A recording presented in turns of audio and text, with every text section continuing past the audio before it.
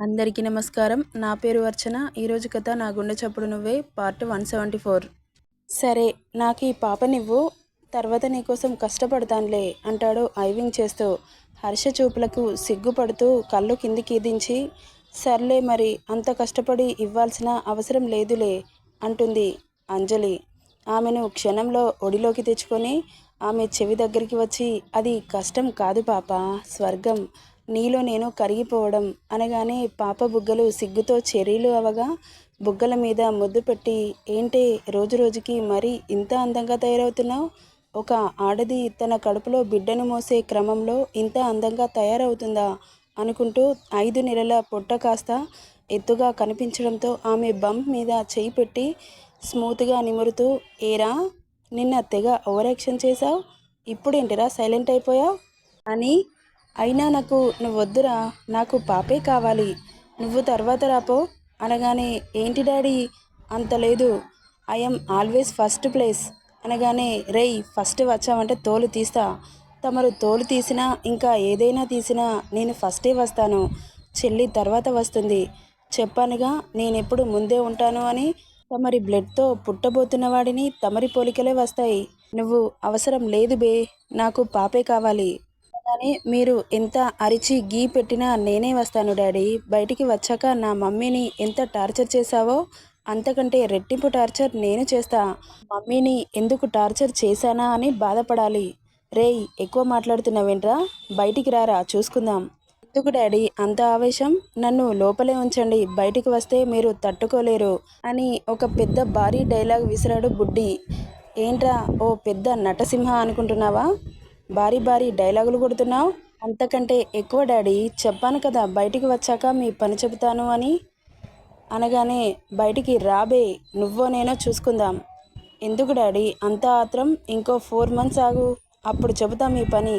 నువ్వేంట్రా నా పని చెప్పేది, బయటికి వచ్చాక నేనే నీ పని చెబుతా, మమ్మీ పొట్టలో దాక్కొని ఆటలాడుతున్నావు బే అనగానే, అబ్బబ్బా ఏంటి మీ గొడవ, రే బుడ్డి లోపల ఉండగానే డాడీతో గొడవ పడుతున్నావా, బయటికి వచ్చాక ఇంకేం చేస్తావురా, చూస్తావుగా మమ్మీ, డాడీని 3 చెరువుల నీళ్లు తాగించను అనగానే, రేయ్ మా అయ్యన్ని ఒక్క మాట అన్నా ఊరుకునేది లేదు, ఎక్కువ మాట్లాడితే తోలు తీస్తా అనగానే మౌత్ మ్యూట్ చేసుకుంటాడు బుడ్డిగాడు.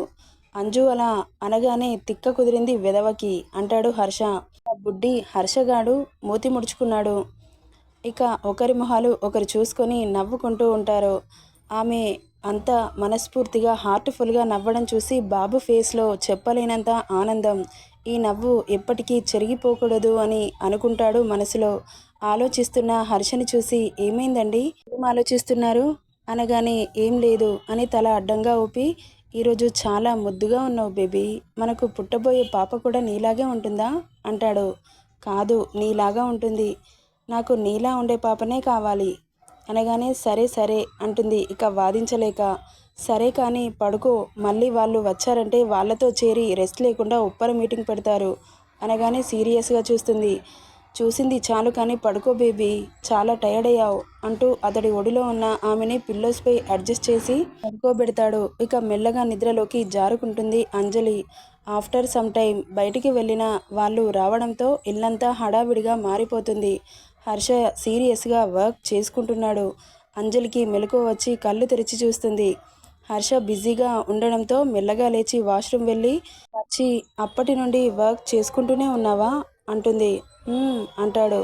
బయట మాటలు వినబడుతుంటే, అత్తయ్య వాళ్ళు వచ్చినట్టున్నారు కదా అనగానే, వచ్చినట్టున్నారు అంటాడు లాపీలో నుండి తల పక్కకు తిప్పకుండా. ఇక తనని డిస్టర్బ్ చేయాలనిపించక చేసుకో అని చెప్పి అక్కడి నుండి బయటకు వస్తుంది అంజలి. అంజలిని చూసి చిన్నగా నవ్వి, ఎలా ఉందమ్మా అని అడుగుతుంది సింధూజ. బానే ఉందత్తయ్య, కాసేపు రెస్ట్ తీసుకున్నాను, ఎందుకంటే ఫంక్షన్లో నీరసంగా కనిపించింది అంజు, ఇప్పుడే వస్తాను ఆగమ్మా అనుకుంటూ కిచెన్లోకి వెళ్ళి ఉప్పు చక్కెర మిరపకాయలు తెచ్చి దిష్టి తీసేస్తుంది అంజలికి. ఇక అంతలో కిరణ్ అంజు దగ్గరికి వచ్చి, వాడు ఏం చేస్తున్నాడ్రా అని అడగగానే, రూమ్లో కూర్చొని అష్టచెమ్మ ఆడుతున్నాడు, నువ్వు కూడా వెళ్ళి జాయిన్ కా కానీ ఆ మాట ఎక్కడి నుండి వస్తుందో షాకింగ్గా చూస్తూ ఉన్నాడు కిరణ్. ఏంటంజు మిమిక్రీ చేస్తున్నావా అంటాడు. లేదన్నయ్య, నీ అల్లుడు పొట్టలో నుండే తెగ మాట్లాడిస్తున్నాడు బాబోయ్, నువ్వేంట్రా బయటికి రాకముందే ఎలా మాట్లాడుతున్నావు? మరి నేను ఎవరి కొడుకును అనగానే, తెలుసులేవోయ్, ది గ్రేట్ హర్షవర్ధన్ రెడ్డి సుపుత్రుడివి. మరి తెలిసి ఎందుకు అడుగుతున్నావు? అవునులే, తమరి తండ్రి గురించి తెలిసి కూడా నిన్ను ఎందుకు అడుగుతున్నాను కానీ. సరే కానీ తమరు ఊరి మీద పడి తిరగడమే ఉందా, లేక నువ్వు కలిసి ప్రొడక్షన్ గురించి ఏమైనా ఆలోచించేది ఉందా కానీ. నోటి మీద వేలు పెట్టుకొని గుడ్లు పెద్దవి చేసి షాకింగ్గా చూస్తూ ఉన్నారు ఇద్దరు. రేయ్, ఏం మాట్లాడుతున్నావురా? అసలు నువ్వు బయటకు కూడా రాలేదు, అలాంటిది అంత పెద్ద పెద్ద మాటలు ఎలా మాట్లాడుతున్నావు బే అనగానే, మామ, తమరి నోరు అదుపులో పెట్టుకొని నా కోసం నీ ప్రొడక్షన్ స్టార్ట్ చేస్తే బయటకు వచ్చాక నీ బిడ్డను పెళ్లి చేసుకోవాలి. ఇంకెప్పుడు స్టార్ట్ చేస్తారు అనగానే, బాబోయ్, వీడేంటంజు ఇలా ఉన్నాడు? అప్పుడే వాడికి పెళ్ళం అవసరం వచ్చిందంట. ఎవరి పోలికలన్నయ్యా, అంతా మీ ఫ్రెండ్ మహిమ, అతడి బ్లడ్ ఎడిపోతుందిలే అనగానే, రేయ్, ఏంట్రా అన్న చెల్లెలు ఇద్దరు కలిసి నా మీద పడ్డారు అనగానే, మేము ఉచితంగా ఎవరిని తిట్టుకోమోయ్, తమరి పుత్రరత్నం లోపల నుండి నాకు వార్నింగ్ ఇస్తున్నాడు. వాడికి పెళ్ళాన్ని కని ఇస్తే బయటికి వచ్చాక పెళ్లి చేసుకుంటాడంట అనగానే, వాడు మాటలు నీకు కూడా వినబడుతున్నాయా అని చిన్నగా నవ్వుకుంటూ ఉంటాడు హర్ష.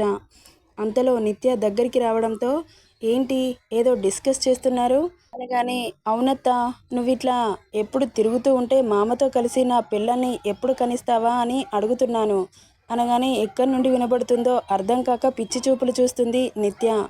ఏంటి వదిన, ఎక్కడి నుండి వినబడుతున్నాయి మాటలు అనగానే, తమరి అల్లుడు మాట్లాడుతున్నాడు నిత్య అంటుంది. నేను నిన్న చెబితే నమ్మలేదు కదా అనగానే, బాబోయ్, వీడేంటి ఇలా మాట్లాడుతున్నాడు?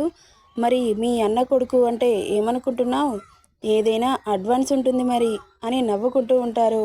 అలా రోజులు గడుస్తున్నాయి. ఆ రోజు శ్వేత రిజల్ట్స్ డే కావడంతో చాలా టెన్షన్ పడుతూ ఉంటుంది. ఎలాగైనా 10/10 తెచ్చుకోవాలి అని అటు ఇటు టెన్షన్తో కాలుగాలిన పిల్లిలాగా తిరుగుతూ ఉంది.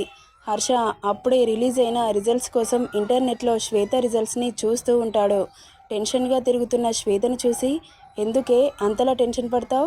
ఈ టెన్షన్ చదివేటప్పుడు ఉండి ఉంటే ఇంత టెన్షన్ పడాల్సిన అవసరం ఉండదు కదా అనగానే, నీకేంటక్క, నీది షార్ప్ మైండ్, అందరి మైండ్ నీలా షార్ప్గా ఉండదు కదా అనగానే, చిన్నగా నవ్వి, నువ్వేం టెన్షన్ పడకురా, అనుకున్నట్లుగానే వస్తుందిలే అంటుండగా, Shweta, congrats, your got second place in school అనగానే ఎగిరి గంతేస్తుంది శ్వేత.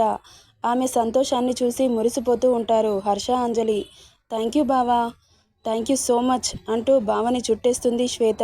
ఆమె తల నిమురుతూ, కంగ్రాట్స్ మై డియర్ మర్దల్ అంటాడు. థ్యాంక్ యూ బావా, మీరు లేకపోతే నేను ఇలా చదివి ఉండేదాన్ని కాదు. అంత పెద్ద స్కూల్లో సెకండ్ ప్లేస్ అంటే ఐ కాంట్ బిలీవ్ ఇట్ అంటూ సంబరంగా అక్క దగ్గరికి వచ్చి గట్టిగా పట్టుకొని ఆమె బుగ్గ మీద ముద్దు పెట్టగానే, కంగ్రాట్స్ రా అంటుంది అంజలి. థ్యాంక్ యూ అక్క అని బయటకు వచ్చి సింధూజ, లక్ష్మి, కిరణ్ అందరూ ఉండడంతో, నేను స్కూల్ సెకండ్ వచ్చానన్నయ్య అని చెబుతుంది కిరణ్కి. కంగ్రాట్స్ శ్వేత అంటారు అందరూ.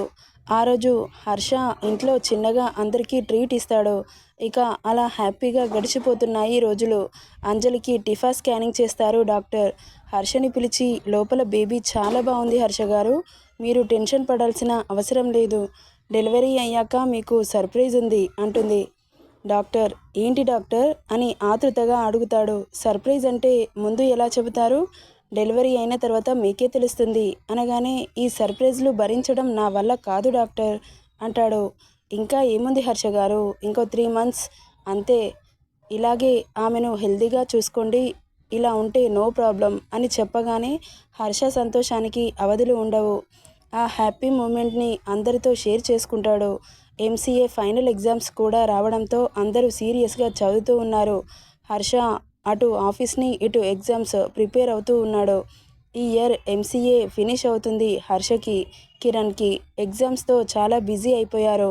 నలుగురు కలిసి ఎగ్జామ్స్కి అటెండ్ అవుతున్నారు. మన బుడ్డిగాడు బిజీగా ఉన్న వాళ్ళ పేరెంట్స్ని చూసి డిస్టర్బ్ చేయట్లేదు. ఆమెకు అన్ని time to time medicine, food కరెక్ట్గా అందిస్తూ ఎగ్జామ్స్ పూర్తి చేశారు నలుగురు. ఇక డెలివరీ టైం కూడా దగ్గర పడింది అంజలికి. అందరిలో టెన్షన్ కూడా స్టార్ట్ అయింది. ఎలా ఉంటుందో ఏంటో అని చాలా భయపడుతున్నారు అందరూ. డాక్టర్ డైలీ చెకప్ చేసి వెళుతుంది. అటు డాక్టర్, ఇటు హర్ష సంరక్షణలో హాయిగా ఉంది అంజు. నెక్స్ట్ ఏం జరుగుతుందో నెక్స్ట్ పార్ట్లో చూద్దాం. ఈ స్టోరీ ఎలా ఉందో కామెంట్ చేయండి. నచ్చితే లైక్ చేయండి, షేర్ చేయండి, సబ్స్క్రైబ్ చేసుకోండి friends. Thank you for listening.